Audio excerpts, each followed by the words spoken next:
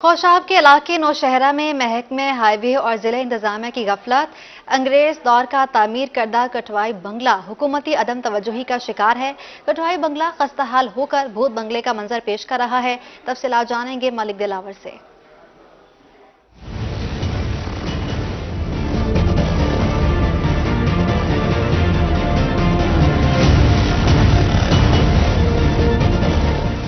وادی سون کے گاؤں کٹھوائی میں تعمیر بنگلہ حکومت عدم توجہ کا شکار۔ یہ بنگلہ 1866 میں تعمیر کیا گیا۔ اس کا رقبہ 10 کنال پر محیط ہے۔ انگریز دور کا بنا ہوا بنگلہ ہے اور یہ بہت خوبصورت تھا۔ ہم جب بچے تھے اس وقت بہت خوبصورت تھا۔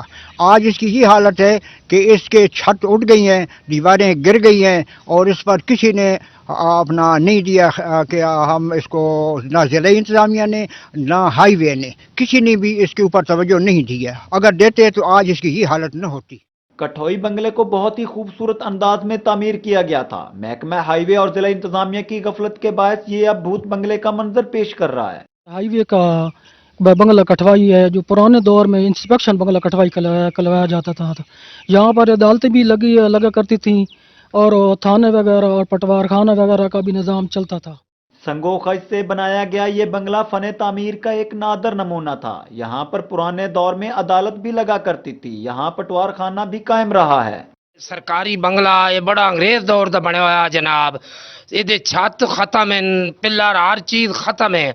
باہر دے بندے آنے اتنے پھرن ٹرن کان کوئی سہولت نہیں۔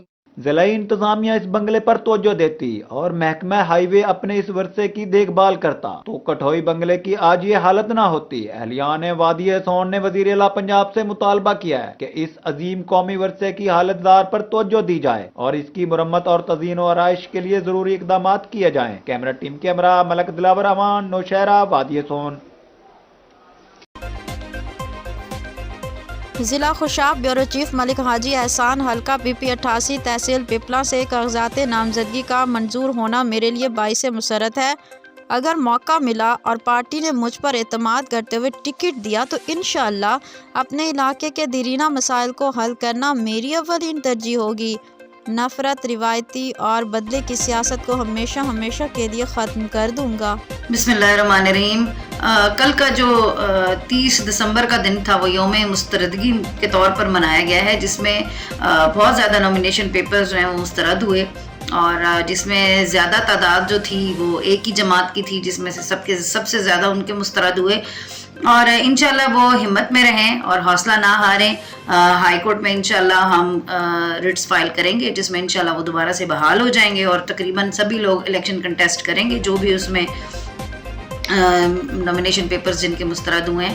اور یہ صرف اور صرف ایک ایسا ڈیلیئنگ ٹیکٹس کے طور پر اس کو استعمال کیا جا رہا ہے تاکہ الیکشن میں ڈیلے کیا جا سکے، لیکن آپ لوگوں نے ہمت نہیں ہارنی اور انشاءاللہ الیکشن جو ہیں وہ وقت پر کروانے میں اپنا اہم کردار ادا کرنا ہے۔ بہت شکریہ۔